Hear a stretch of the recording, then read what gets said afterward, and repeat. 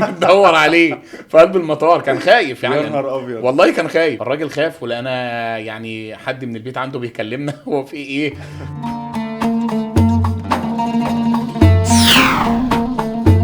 رجعنا معاكم تاني في بودكاست اون تايم بعد الفطار مع ياسر. ايه الاخبار؟ الحمد لله. الحمد لله. احنا عايزين نتكلم المره دي عن حاجه مختلفه شويه. يعني احنا اتكلمنا عن قد ايه احنا متميزين في الشغل بتاعنا، واتكلمنا قد ايه حضرتك تميزت في الماركت بتاعك، من ان انت تحولت من حد مش بس بيقدم تذاكر الطيران ان الناس تشتريها، لا ده انت بقيت مهتم 100% ان العميل اللي بيشتري معاك تذكرة الطيران بتهتم بيه، هيقعد في فندق ايه الانتقالات بتاعته، وكمان انك تسهل له بشكل مفاجئ في المطار.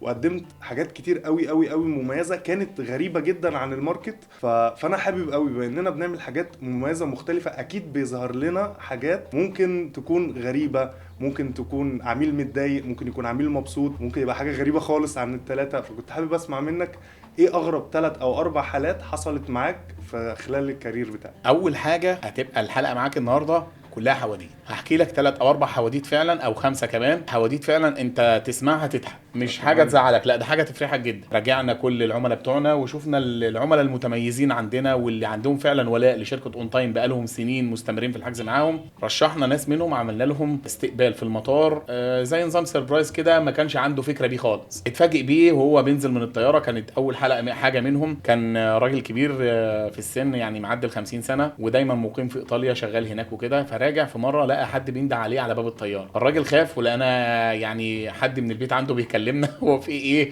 هو عنده مشكله في المطار ولا ايه. هو ما يعرفش ان ده استقبال في اي بي، فحب يتدارى وخد بعضه ومشي، راح قاعد في الحمام واحنا واقفين بندور عليه في قلب المطار. كان خايف يعني. يا نهار ابيض. والله كان خايف. ده استقبلوه ازاي؟ ده حد كان عند المطار من العلاقات العامه، من شركات العلاقات اللي بنشتغل معاهم، بيطلع بالاسم بتاعه لغايه باب الطياره فوق، بيستناه الناس اللي نازله، الاستاذ فلان او مدام فلانه كده يعني، او انسه فلانه، بيستناهم عند المطار عند باب الطياره عند الجيت، وبياخده بيسهل له اجراءات الخروج بقى من اول الاختام. ما بيقفش في طابور، بيطلع من الفاست تراك، مرورا باستلام الشنط، بيبقى في عامل معاه يستلم الشنط ويحطها على الكاريلو وياخدها ويطلع بيها لحد بيه من الجمارك، بيسهل له اجراءات الجمارك ويخرج بيه لحد بره. طب دي حاجه هايله جدا، ده ما بذلش مجهود اطلاقا. ايوه دي حاجه بنعملها زي نظام سيربرايز للعميل. فهو الشخص ده اتفاجئ من الموقف لحد لما احنا قدرنا نوصل له الصوره. قعد في الحمام حوالي بالظبط 20 دقيقه لحد ما قدرنا نوصل له المعلومه ان ده حاجه مننا احنا. فالراجل كان جاي وزعلان، انتوا ليه ما بتقولوليش؟ لا ده احنا عاملينها لك يعني ايه سيربرايز في المطار، بنسهل عليك اجراء. طب دي حاجه انت بتعملها على طول مع كل العملاء بتوعك، ولا دي حاجه مع العملاء المميزين؟ لا بقى؟ مش هنكذب، احنا بنعملها مع العملاء المميزين. بنيجي فتره كده يعني كل شهر بنحاول نخرج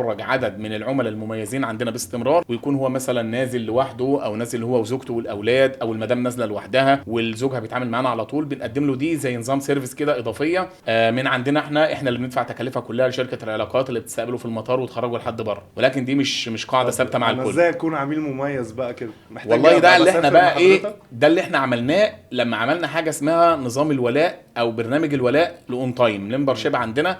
بمجرد ما تحجز عندي اول مره بيتعمل لك يوزر وباسورد تخش بيهم، اللي ثمن التذكره بيتحول لنقط زي ما قلنا في الحلقه اللي فاتت، تقدر تستفاد بيها في ايه. الموقف الثاني بقى اللي احكي لك عليه، كانت واحده مسافره هي واولادها لزوجها، وعرفنا ان هي معاها 3 اطفال ومن ضمنهم طفل رضيع. فكانت العمليه صعبه بالنسبه لها، ومعاها عدد شنط كبير واول مره تسافر ليه. مسؤوليه صعبه. لا ومش خلاف المسؤوليه صعبه، لا ده توهان في المطار. انت اول مره تخش في المطار شيء طبيعي بتبقى تايه، حتى مع الاسئله اللي انت بتسالها. زيد بزياده ان معاك اطفال، وزيد بزياده ان معاك شنط بزياده، فانت محتاج مساعده، يعني محتاج مساعده. فهي اتفاجئت ان مع خدمه العملاء عندنا اللي هي خدمه ما بعد البيع، عرفنا ان هي وصلت عند المطار، وقدرنا نعرف هي واقفه فين بالظبط، وبعتنا لها حد من العلاقات معاه موظف او عامل من عمال الشنط، خدوا الشنط نزلوها من العربيه. اتفاجئت كان والدها اللي معاها، اتفاجئوا بالموقف اللي بيحصل كله، ولقيناهم حرفيا بعد ما هم دخلوا وخلصوا اجراءات لغايه لما قعدهم في ترانزيت كمان، لقيناهم هم اللي نفسهم بيتصلوا بينا وبيشكرونا. ولقينا زوجها عامل فيدباك ممتاز جدا ان احنا فعلا شركه بتقدر تقدر الظروف وبتقدر تقف جنب العميل، مش مجرد ان احنا بعنا التذكره وخدنا المكسب بتاعنا انتهت علاقتنا بيه. لا حاجه هايله جدا. الموقف الثالث بقى انك في فتره من الفترات منزلين عرض تمام اللي هو اسمه عرض الكاش باك كاش. احنا عرفنا دايما ان كل الناس اللي بتتعامل في الماركت سواء بقى بيبيع سلع غذائيه، بيبيع سلع استهلاكيه زي ادوات كهربائيه او غيره، فالناس دي دايما بتعمل حاجه اسمها عرض الكاش باك. طب الكاش باك ده بيرجع لك زي نظام فلوس بس بترجع لك على الفيزا في عباره عن نقط او الكلام ده كله. احنا قعدنا نفكر شويه وطلعنا حاجه او حدوته كويسه اللي هي نظام الكاش باك كاش. فده الناس اتفاجئت بيه. كنا في شهر 9 اللي فات، كان العميل بيجي يحجز تذكرته، بنتفق معاه على السعر وكل حاجه، وبعد ما بنخلص كنا عاملين زي نظام معادله كده بندخل عليها سعر التذكره يديني الكاش باك بتاعه. فالجديد بقى من عندنا ان احنا كنا بنديك الكاش باك ده فلوس من ثمن التذكره اللي انت بتدفعها. يعني برجع لك فلوس، مش برجع لك نقط تستناها او فلوس تستناها على ما ترجع على الفيزا او غيره، لا انت اوتوماتيك وانت واقف بتاخد الفلوس. فناس كتير اتفاجئت. بنبص لقينا في الفتره دي حصل عندنا مش عايز اقول لك اقبال غير طبيعي، حتى لو بترجع لحد مجرد مبلغ بسيط جدا. يعني احنا يعتبر اقل مبلغ رجع في الكاش باك كاش ده ايامها كان 250 جنيه، في ناس خدت 500 وناس خدت 1000 وناس وصل معاها الكاش باك ل 2500 جنيه في شهر 9 اللي فات، والناس عملت فعلا فيدباك وكانوا متفاجئين جدا. ومش عايز اقول لك ان احنا ما طلبناش من حد يعمل فيدباك، لا بالعكس الناس دي طب انت بتعمل ده ليه؟ دي حاجه هايله واول مره نسمع عنها، عمرنا ما حجزنا تذكره وكان فيها كده، او ما سمعناش عن شركه سياحه بتقدم اللي انت بتقدمه ده. يعني انا ممكن اسافر مع حضرتك عدد معين من الرحلات والاقي مثلا ان الرحله السابعه او الثامنه على حسب نظام النقط اسافر ببلاش من غير ما ادفع ثمن التذكره؟ لا خلينا نوضح دي لان ده برضو سؤال بيدور في ذهن الكل. انا نظام الولاء معروف عند الشركات ان انا اسافر عدد من الرحلات، بعد كده بيبقى عندي اميال اخد بيها تذكره، تاخد بيها تذكره او بوينتس تاخد بيها تذكره. بس بتاخد ايه التذكره في نظام الطيران مقسومه لجزئين اتنين، قسم ضرايب وقسم اساسي. الاساسي ده اللي بياخده خط الطيران اللي هي شركه الطيران. هناخد مثلا مصر للطيران عامله تذكره مثلا ب 10000 جنيه، فبيبقى جزء ال 10000 جنيه ده مقسوم على اتنين، اساس التذكره ودي اللي بتاخده مصر للطيران، الجزء الثاني اللي هي ضرايب التذكره ودي اللي بتروح لجهه الضرايب، سواء بقى من ضريبه المطار، من ضريبه الوقود، ايا كان بقى من اشكال الايه الضرايب دي كلها. فانت لما بتيجي تاخد تذكره بالبوينتس او بالاميال بيتشال من عليك الجزء الاساسي اللي هو بتاع خط الطيران، لكن بتدفع الضريبه اللي في بعض الاحيان بنلاقي ان التذكره يعتبر النص بالنص او الاساسي اكبر من الضريبه بشويه. فانت لما بتيجي تحجز من عندي انا موفر عليك، انا محول لك فلوس من نقطك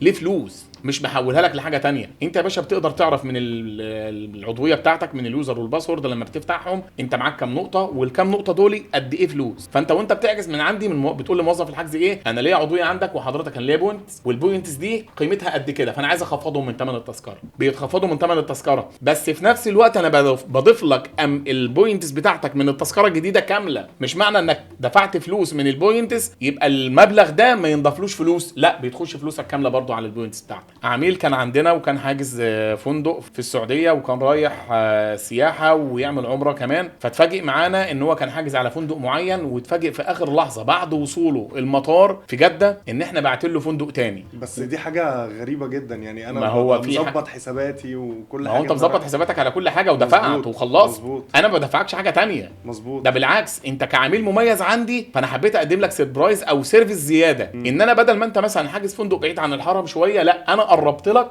وما دفعتكش حاجه كمان. فدي برضو العميل اتفاجئ بيها فعلا، ويعني كان موقف كويس جدا. ومن كتر المواقف معاه بصراحه يعني رشحنا لاكتر من 50 60 عميل من جهته هو.